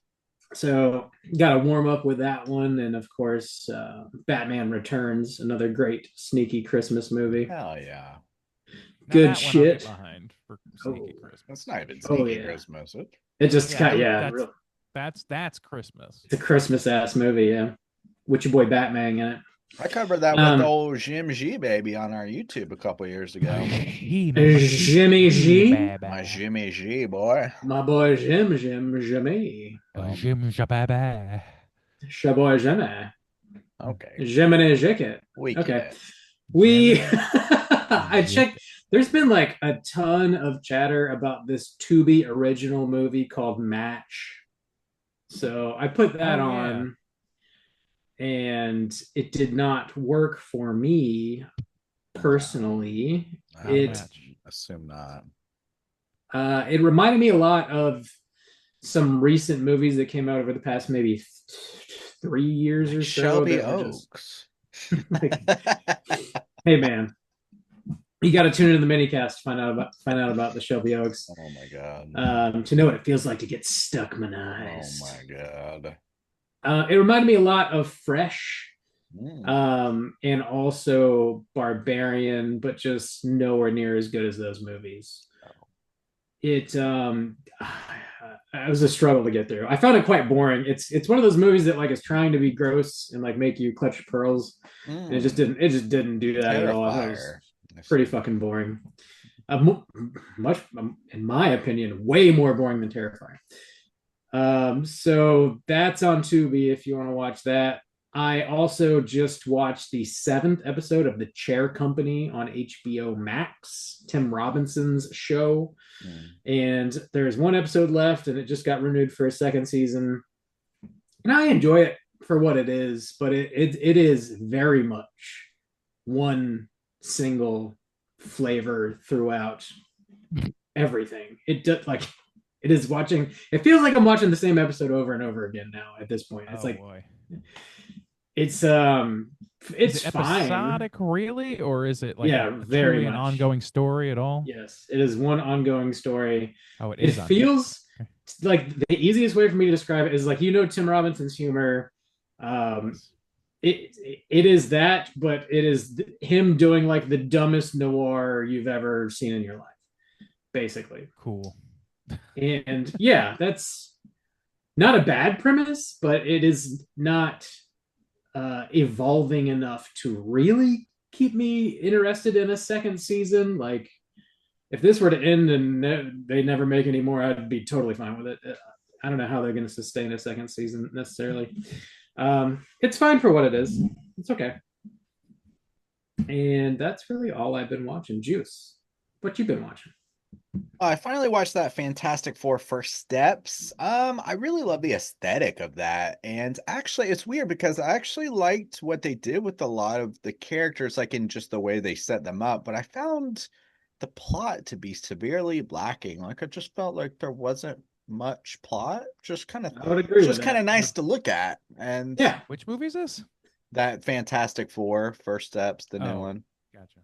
So yeah, it was weird because I was like, oh, I like this, but then I was like, not really much Not here. much going on. Yeah. Yeah, it's kind of like a model home or something. Just kind of like something's missing here. Something's going on. But it was okay. I watched The Long Walk. I did a mini cast on that, so keep an eye out for that. And yeah, that was good. That was good. Very depressing, of course, but it was good. I watched Who's a movie acting in from that? 1960, a French film called Breathless. So, one of the films that I'm already scheduled to watch this weekend at the Seoul Independent Film Festival is from the director. I can't remember his name, but he did the Before Sunset, Before Sunrise series or Hmm. whatever. And I don't know that director either, but yeah, he made a film about making this film, Breathless. So, it's kind of like a recreation. It's like a behind the scenes, like, Linklater. yeah, it's called Novella Vogue, I think. So I'll be watching that this weekend. But I There's a wanted to see the band by that original name. film, huh? Hmm. There's a band by that name. Hmm. Okay. I don't know. So I watched Breathless from 1960 and I loved it. I loved it a lot. Apparently it's like a very influential film for French New Wave cinema, which I don't know anything about, but I will say that I love the movie. It was when it started, I thought, oh man, I don't know if I can get through this. Like the camera work and stuff like that. And then I just by the end of it, I loved it. It was really great, actually. So that was cool. If it was Italian, you'd be I complaining would hate about it. it Yeah, I would hate it a lot. on principle. Yeah. I finally watched Final Destination Bloodlines. I was trying to think of the little tag there. Yeah, that was a lot of fun. That was Yeah. like one of the best in the franchise. It's been a while since I've gone through the franchise. I'm missing several of them, but Like surprisingly good for a sixth it was installment. Yeah. surprisingly good. It was like a lot of fun. Just it pretty much delivers exactly what you kind of want and expect from a Final Destinations movie. Mm-hmm. So, yeah, it was good. And the other thing was I rewatched, it's been a while, Pulp Fiction. So, I hadn't seen that in a while and I always felt like I never liked that movie as much as everybody else does. That's like at the top of the list of most people's Tarantino's. But I will say this time around, I think I liked it a lot more than I usually do. I mean, I never disliked it. It just wasn't like in my top cell, but maybe scotched up to my top three, maybe. I don't know. But yeah, it was a good rewatch. Hmm. Pulp Fiction, but top 3, top 5. Reservoir Dogs, Kill Bill, Top 8. Inglorious Bastards. Those are kind of my top 3, I think. But yeah, Yeah. anyways. But yeah, that was a good rewatch. That's all I've been watching. Cool. Well, fellas, we do have 3 voicemails, so let's jump over to our hotline screams. Hotline scream.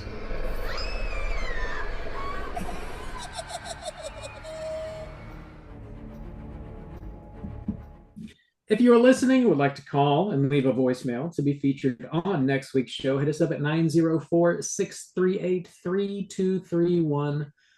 First up this week, we are hearing from our biggest fan, your boy, Nas. Hey, what's up, guys? It's Nas here, calling in because I listened to y'all's Freddy versus Jason episode, and I always liked that movie. I found it funny because every time, like, people will fly in that movie, it's crazy. It's mostly when Jason hits you with his fucking machete, you go flying across Camp Crystal Lake, but like the one kill when he appears behind the girl and then he just swipes her and she flies against the tree and you can clearly see it's a dummy, but it's so fun. But anyways, for the prompt, like my dream collabs would be like, now that we got more modern horror slasher or killers, I mean, I would like to see Chucky versus Megan, maybe. Maybe the Thing against the Deadites, because those, like, both the Deadites would just shit talk the Thing, and the Thing would, like, be nasty as fuck. Oh, you said who could be up against the Cenobite, like Pinhead? Probably the sex demon from It Follows. Like, that would be a battle who can get freakier, I guess. Who else? I would like to see Ash versus the Predator. That could be a good matchup. I have comic books that have, like, it's not horror against horror, but I have comic books about the Predator versus Wolverine, and that's a really good comic. I don't know if Ghostface really could go up against someone, because Ghostface is just a guy, you know. Yeah, I don't know. That's some of my, like, I want to do Megan against a lot of things, like maybe I'm thinking of Leprechaun. Leprechaun could go up against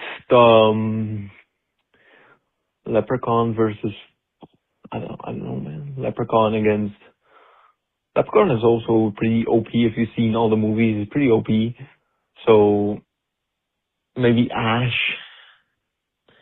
versus Leprechaun, or maybe, yeah, I don't know. Leprechaun is like a tough one to pair him up against. I think he once was gonna have a movie against Michael, or maybe Candyman. I don't know, but I don't know. Anyways, guys, good episode. Love you, and bye bye. Some interesting pitches there. Leprechaun versus Michael Myers sounds like a hot mess. Yeah, a problem to me.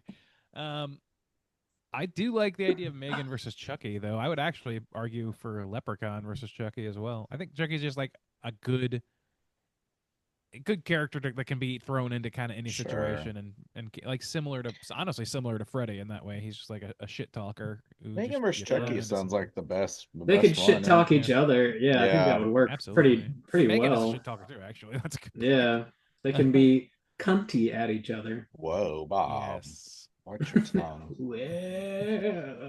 Well, we did just watch a long English film, so I think it's okay.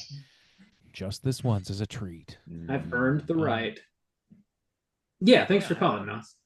Those are some good thoughts. Some solid matchups for sure.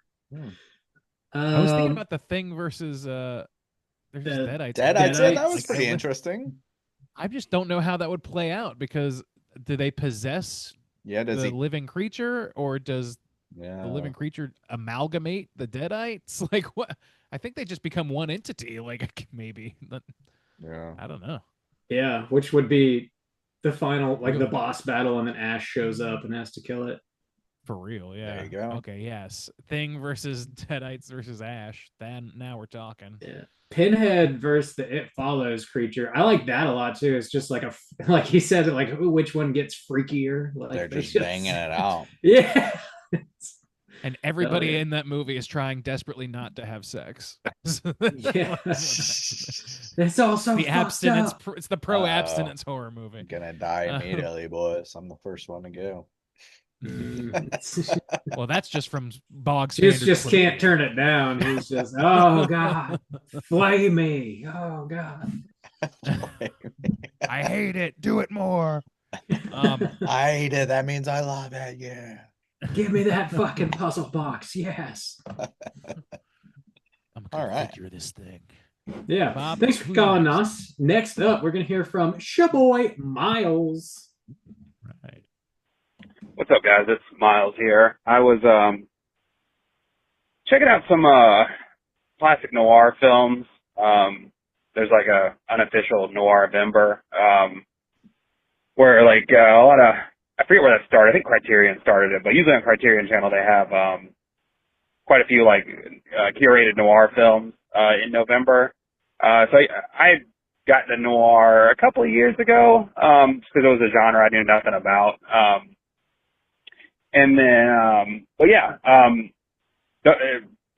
noir films are really great. They, especially like the classic 40s to 50s period. If you're a horror fan, you never watched noir. And the only exposure to movies from that time period are like Universal monsters, like horror movies.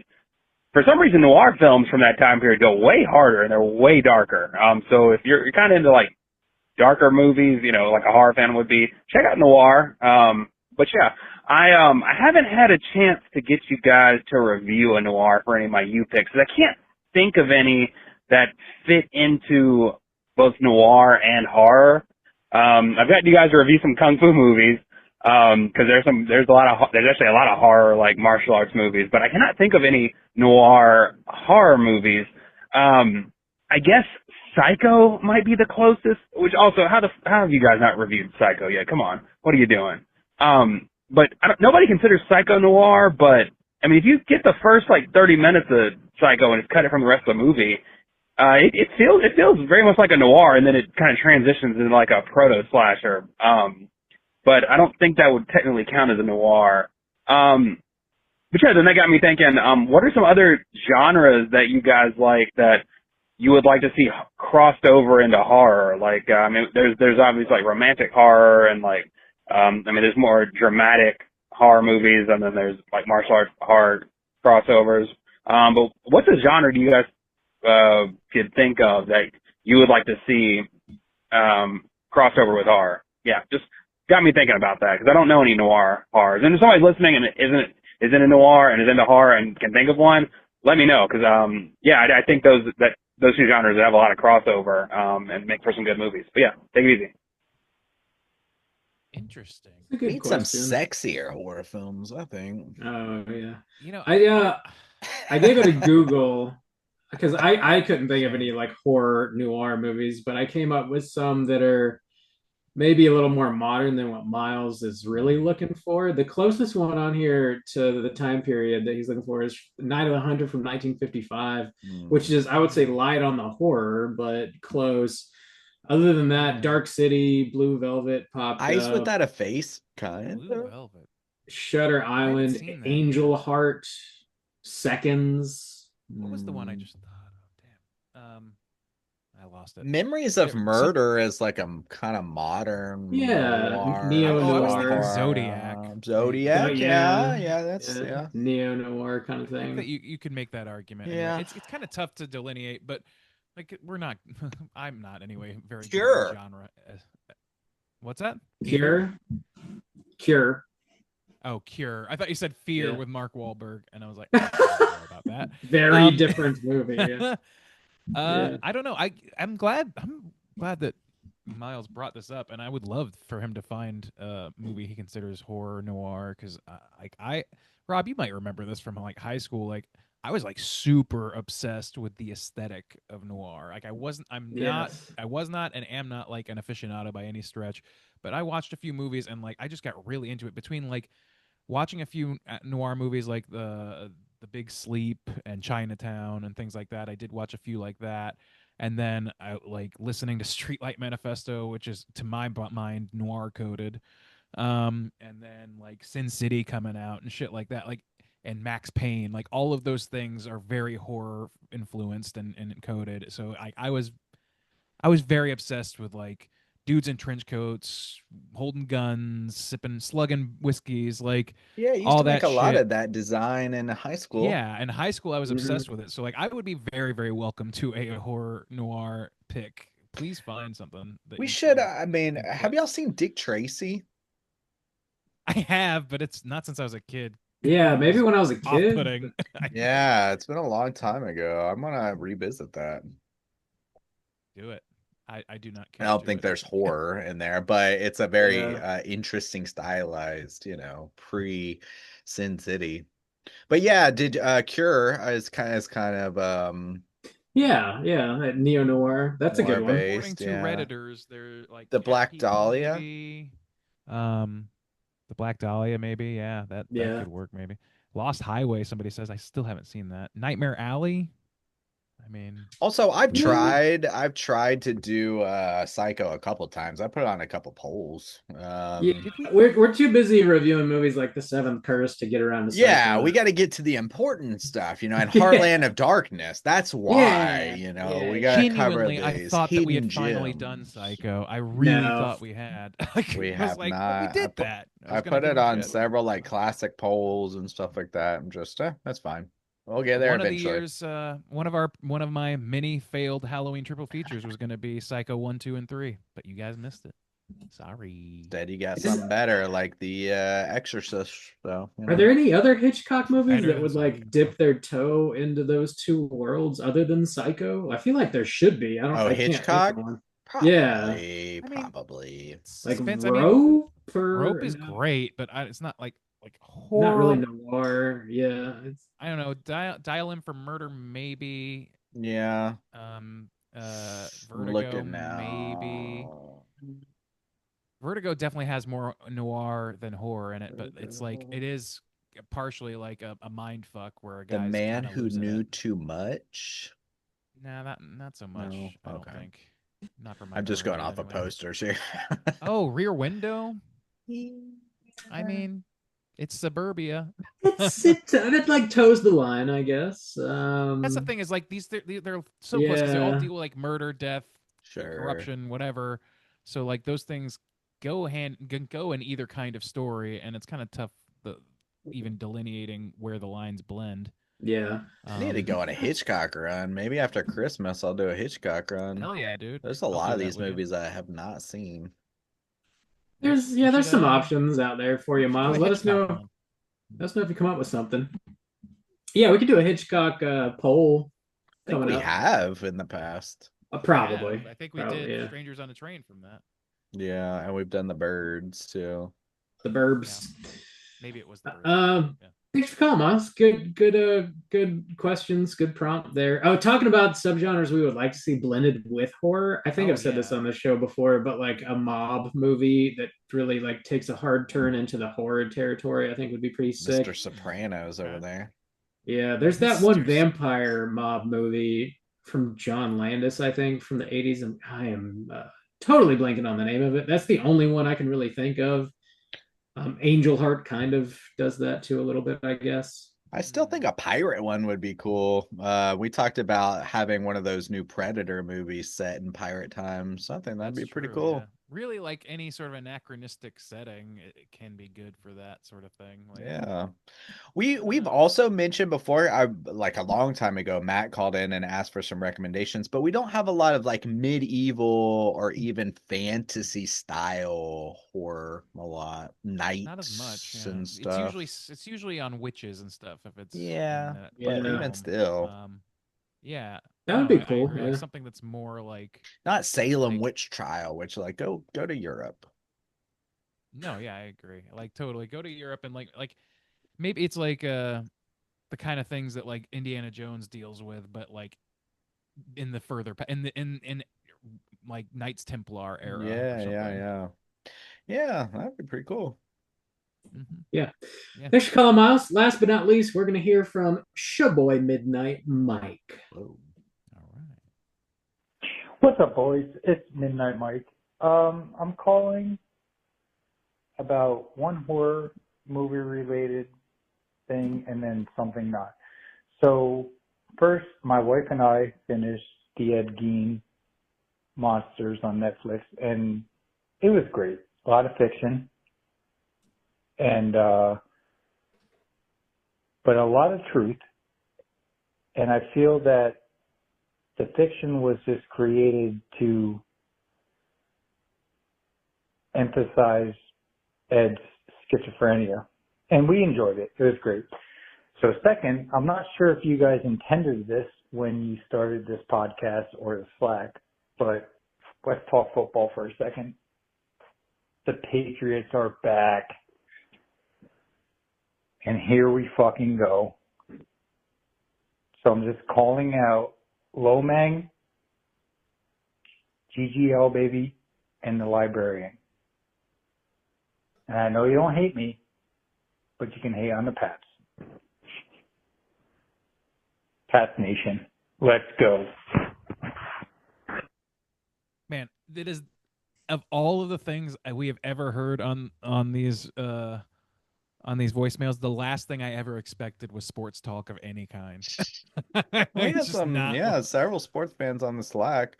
Yeah. I haven't been following very close this year, to be honest with you. I know that the rankings are wild, though. I know it's kind of all over the place this year.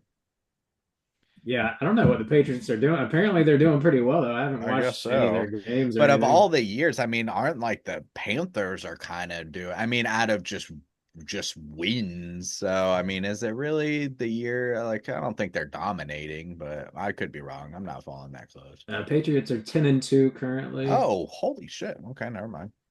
Quite literally, the only thing I know about sports right now is that they are building a new stadium in my neighborhood. So that is what I'm keeping. Whoa, property values right there, Randy. Randy. Whoa, sky high, taxes. baby. Oh, God. So yeah, actually, maybe Pats are highest ranked. They're 10-2, and of their conference, they're the highest. Broncos are 9-2. Colts are 8-3. Jags are 7-4. Not too bad, Jags. There you go. Ew. That's a win. Actually, yeah, maybe they're top of the goddamn Rams are 9-2. Bears 8-3. What the fuck? God, that's out of nowhere. Eagles 8-3. Okay. Well, there you go. Congrats, my guy. I did not watch the Ed Gein thing, by the way. Did you guys? I think Rob, you said you did, right? Yeah, I did watch it. It didn't really work for me. I've not watched it. I watched the whole thing and seemed to enjoy it, but like the artifice of it, I think bothers people. Like that. Yeah. I don't know, and I get that. Like if you're trying, I don't know. It's basically becomes historical fiction at a certain point, is what I understand. And From what I can tell, it is largely fiction, which at that point, like, why are you even making the show? Like, it's purely for entertainment at that point. And like, this dude was a real person that murdered real people, and it feels gross to me, you know? I mean, historical fiction has its place. Like, I don't like, as long as it's upfront about it, that's the thing that I think people have problem with, is that it's not really positioning itself that way. It's just, you have to discover that it is. Yeah, it like, I don't know. If you like it, you know, to each their own. No shade or anything. It just is not something that I really dig personally. There's like a lot of scenes in that show where it shows the character of Ed Gein, because this did not happen in real life, like doing these very blatant, like basically acting out these very famous scenes in horror movies in real life as if those very specific things actually happened in real life and did inspire these very famous scenes in horror movies. And then after he does those things, it would then like intersplice to them making those movies like on set, like behind the scenes on set. Like you see Toby Hooper directing these scenes in Texas Chainsaw Massacre, as it's like showing Ed Gein do the exact things that like Leatherface is doing by Ed Gein. Yeah, all those, there's a lot of horror movies Yeah, that are like based on a loosely true story. influenced by Sure, Ed Gein, sure. but like these very specific moments, and it just feels hella unnecessary to It's me really weird. to do that. Especially for What do people you mean you don't who like it? like those types of films. It's almost like Gein is the soul, or like the Yeah, source. But yeah, that's weird. thanks for inspiring some of my Yeah, favorite kind art. of. Yeah, yeah. It's a little weird. Sounds weird. So yeah, it didn't really work for me. I also think Ryan Murphy just like really wants to bang a hot murderer, like because What do you mean he has a thing all for these fucking murderers? dudes, like you just like the first like couple minutes of this, he's just totally fucking naked and of course shredded. It's just like, and I don't know, and then he like goes and fucks a corpse or whatever. It's just not, yeah, Ed it's just Gein's actually a pretty sweet guy if you get to know him. not really for me. There's one episode of it where they straight up do a an episode of Mindhunter. They straight up turn it into an episode of Mindhunter. That's really weird. Like that is like the exact detectives that are like, I forget their names, the characters that are in Mindhunter. Yeah, it's like those people who like in real life were building the files on how to like identify a serial killer. Like they are like talking to Ed Gein and he like helps them find what some other killers. Like one of those characters, the one Kimber, played by Jonathan Groff, I think, was he was the author of the Mindhunter book. Like he was a real guy. Tench was not, I don't think, actually like a real person. I don't even know if they use those same names. It's just it is those clearly supposed to be those two people. Yeah. Okay. And it's all not true. I mean, that did happen in some sense, but they didn't go to Ed Gein and he then and in turn helped them catch another serial. Like that did not actually happen.